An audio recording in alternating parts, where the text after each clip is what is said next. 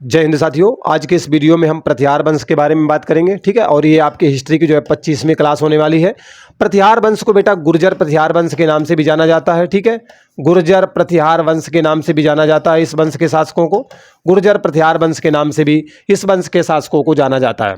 अगर हम विभिन्न अभिलेखों की बात करें या फिर अबू जैद या अल मसूदी जैसे जो है अरबी लेखकों की बात करें, मतलब अबू जैद की बात करें हम यहाँ पर, ठीक है, अबू जैद की बात करें, या फिर हम अल बरूनी जैसे जो है अल बरूनी जैसे जो अरबी लेखक हैं इनकी बात करें। बेटा ये अरबी लेखक थे। ठीक है, अरबी लेखकों की बात करें तो इनकी जो रचनाएं हैं, इनकी जो कृतियां हैं, जिसे आप रचना भी बोलते हो, कृतियों में सर्वप्रथम गुर्जर जाति का उल्लेख देखने को मिलता है। ठीक है, गुर्जर जाति का सर्वप्रथम उल्लेख देखने को मिलता है।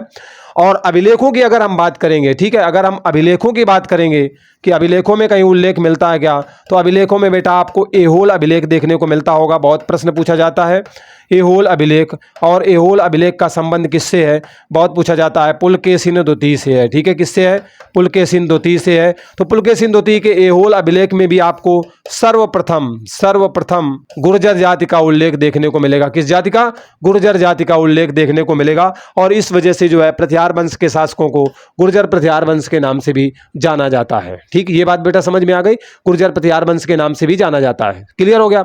अगर हम बात करें इनका आगमन कब होता है, तो इनका आगमन बेटा भारत में, अगर इनके हम आगमन की बात करें तो इनका जो आगमन होता है ना, वो हूणों के बाद में होता है। किसके बाद में होता है, हूणों के बाद में आगमन होता है प्रतिहार वंश के शासकों का भारत में। ठीक है, अगर बताएं कि वंशज किसी के थे, हाँ, तो बेटा भगवान श्री राम का नाम जानते होंगे आप। ठीक है, भगवान श्री राम का नाम बेटा आप जानते हो। तो भगवान श्री राम के छोटे भाई थे, उनका नाम क्या था, लक्ष्मण था। और लक्ष्मण का जो है वंशज बताया जाता है किसको, प्रतिहार वंश के शासकों को। काम क्या करते थे, तो आप जानते थे उस समय राजा महाराजा जो हुआ करते थे, बड़ा सा गेट लगा रहता था और यहाँ पर दो लोग खड़े रहते थे भाला लेकर के, और जब हम लोग जाया करते थे तो इस तरीके से करके भाला लगा दिया करते थे, है ना, द्वारपाल का काम किया करते थे, द्वारपाल का काम किया करते थे। ठीक है, ऐसी जानकारियां जो है प्राप्त होती हैं। ओके, अगर हम और आगे बढ़े तो कन्नड़ कवि की अगर हम बात करें बेटा, कन्नड़ कवि, ठीक है, कन्नड़ कवि हैं, और कन्नड़ कवि का नाम बेटा क्या है, इनका नाम पंप है। और पंप के द्वारा ये बताया गया है कि जो महिपाल शासक था ना, कौन सा शासक था, एक महिपाल शासक था, वो एक्चुअली में जो है गुर्जर राजा हुआ करता था। ऐसी जानकारी जो है इनके द्वारा दी गई है पंप महोदय। कन्नड़ कवि में बेटा पम, पोन्न और रन्न बहुत आपसे पूछे जाते हैं। अब अगर हमने महिपाल शासक की बात कर ली है तो चलिए हम आगे जो है एक एक करके शासकों पर भी बात कर लेते हैं। तो सबसे पहले हम बात करेंगे नागभट्ट प्रथम की। ठीक है, नागभट्ट प्रथम की हम सबसे पहले बात करेंगे, नागभट्ट फर्स्ट की। नागभट्ट ओके फर्स्ट के द्वारा 730 से लेकर 756 ईस्वी तक शासन किया जाता है, और संभवतः इन्हें जो है प्रतिहार वंश का संस्थापक माना जाता है। मतलब इन्हें जो है संभवतः, ठीक है, संभवतः इस वंश का क्या माना जाता है बेटा, संस्थापक माना जाता है। कहा जाता है कि इनके द्वारा ही इस वंश की, प्रतिहार वंश की अर्थात गुर्जर प्रतिहार वंश की स्थापना की जाती है। इनके विषय में अगर हम बात करें बेटा तो ग्वालियर का एक अभिलेख है, उससे भी जानकारी मिलती है। ठीक है, अरबी जो आक्रमण हुआ करते थे ना उस समय, उनको नागभट्ट प्रथम ने कभी भी सिंध से आगे बढ़ने नहीं दिया। सिंध से आगे कभी जो अरबी आक्रमण थे ना, अरबों के आक्रमण समझो, अरबों के जो आक्रमण थे, कभी भी जो है सिंध से आगे उन्हें बढ़ने नहीं दिया, हमेशा वहीं पर रोक दिया, बोले आगे बढ़ोगे तो मारे जाओगे। ठीक है, काफी हद तक उनको कंट्रोल करके रखा इन्होंने जो है नागभट्ट प्रथम के द्वारा। ठीक, ये बात समझ में आई।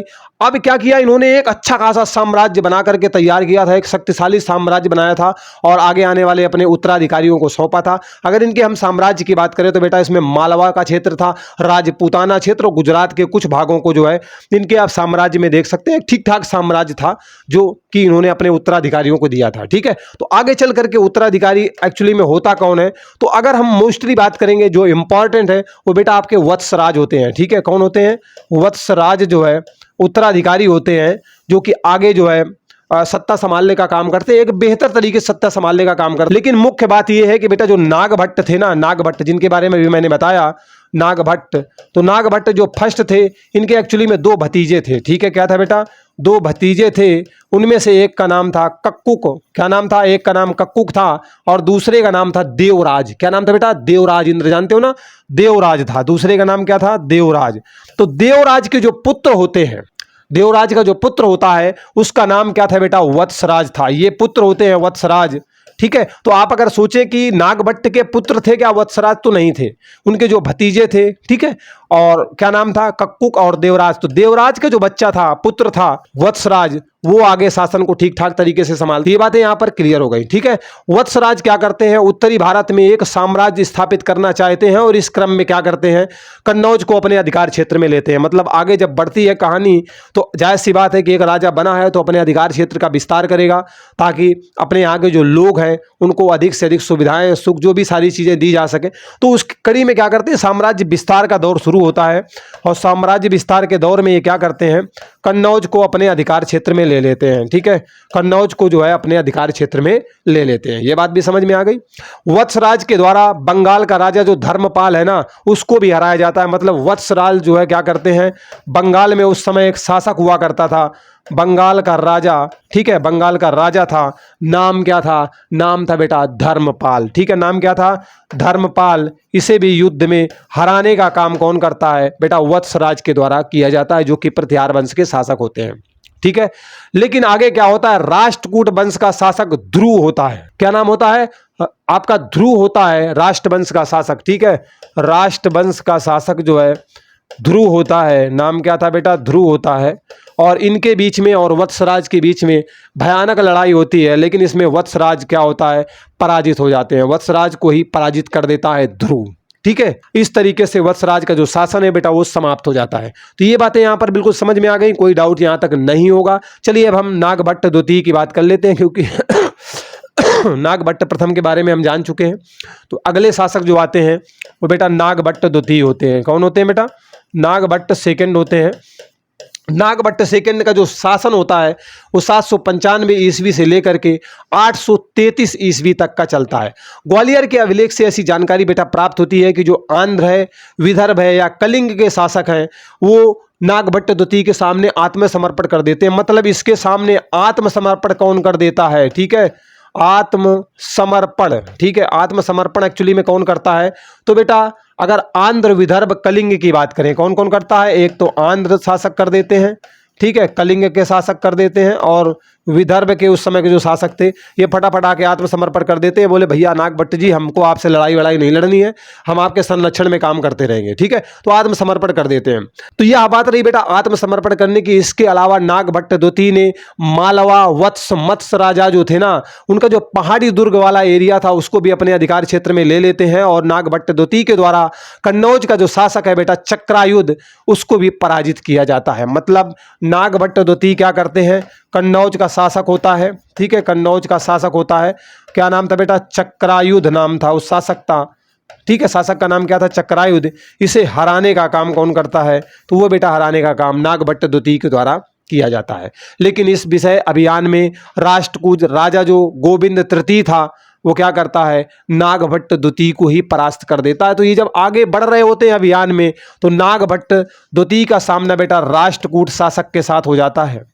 और राष्ट्रकूट शासक उस समय कौन थे, तो उनका नाम था गोविंद तृतीय। क्या नाम था बेटा, गोविंद तृतीय। तो गोविंद थर्ड जो थे इनका मुकाबला नागभट्ट द्वितीय के साथ होता है। और जाहिर सी बात ये दूसरे नंबर के थे, भैया तीसरे नंबर के हैं, तो ये विजेता हो जाते हैं, ठीक है। गोविंद तृतीय आपके विजयी हो जाते हैं और यहाँ पर नागभट्ट द्वितीय जो है परास्त हो जाते हैं, हार जाते हैं, ठीक। तो ये बात आपको समझ में आ गई। अगर हम बात करें प्रतिहार वंश की तो बेटा आरसी मजूमदार का नाम आप जानते होंगे। इनका कहना है कि वत्सराज और नागभट्ट द्वितीय ने क्या किया था, जो राज्य की सैनिक शक्ति थी, राजनीतिक शक्ति थी, उसको ठीक ठाक तरीके से बढ़ाने का काम इनके द्वारा किया गया था, ठीक है। चलिए हम अगले शासक की बात करते हैं। अगले शासक आपके बेटा रामभद्र आते हैं। इंपॉर्टेंट नहीं है लेकिन थोड़ी सी इंफॉर्मेशन है जो आपको देना जरूरी है। अगले शासक आपके बेटा कौन से आते हैं, रामभद्र आते हैं, ठीक है।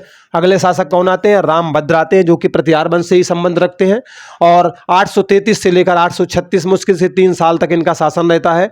यह शासक बड़ा ही दुर्बल होता है और इसके समय में प्रतिहार जो होते हैं ना, जो पाल थे, पाल वंश के शासक थे, उनसे हार जाते हैं। उस समय ये स्थितियां थी। मतलब इनके शासनकाल में ये दौर आता है कि जो पाल शासक थे ना, पाल शासक वो प्रतिहारों को क्या कर देते थे, फटाक से हरा देते थे, चुटकियों में हरा देते थे, क्योंकि ये दमदार शासक नहीं थे।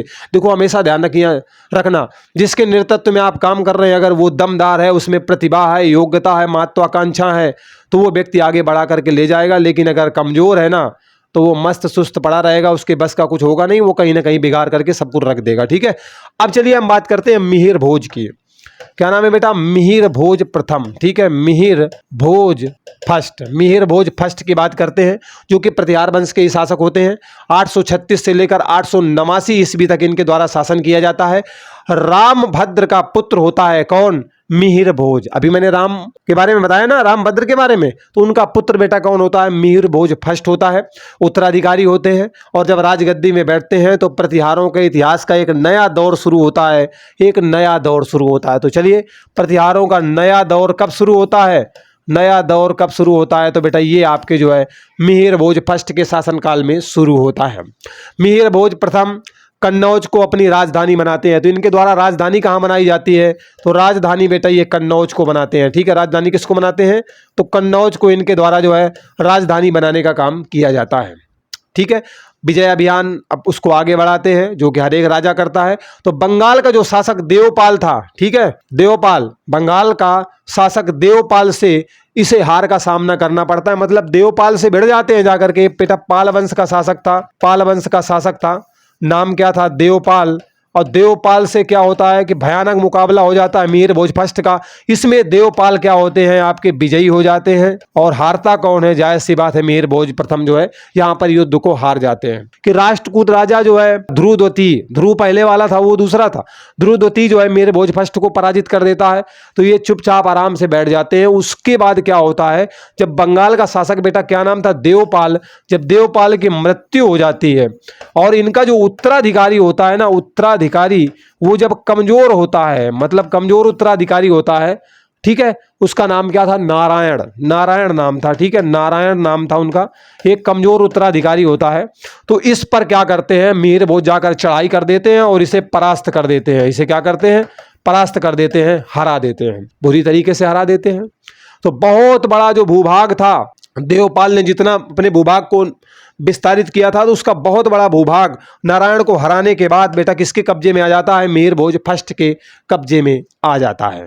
ठीक है, अगर बात करें मिहिर भोज प्रथम की, तो इनका जो साम्राज्य बेटा वो काठियावाड़ जानते हैं आप, पंजाब तो जानते ही है, मालवा वगैरह का क्षेत्र मध्य प्रदेश तक देखने को मतलब ठीक ठाक विस्तार होता है। अरब यात्री जिसका नाम सुलेमान है, सुलेमान का नाम जानते हो, हमारे इतिहास के प्रमाण मिलते हैं तो उसमें सुलेमान का नाम आता है आपके। ठीक है, तो बेटा जो अरबी यात्री होता है सुलेमान, ठीक है, इसने बताया था कि जो बेटा जो मिहिर भोज प्रथम था ना, इसके पास अपार सैनिक संपत्ति थी, मतलब सैनिकों के रूप में बहुत संपत्ति थी, मतलब सेना जबरदस्त वाली थी। ठीक है, इसके बाद अगर ये भी बताते हैं, इनका कहना ये भी है कि मुसलमानों का घोर शत्रु हुआ करता था मिहिर भोज प्रथम। ठीक, इनके द्वारा आदि वराह की उपाधि धारण की जाती है, जो कि इंपॉर्टेंट है। तो इन्होंने बेटा आदि वराह की उपाधि धारण की थी, आदि वराह की उपाधि इनके द्वारा धारण की जाती है। ठीक है, तो ये बातें यहाँ पर क्लियर हो गई मिहिर भोज के बारे में।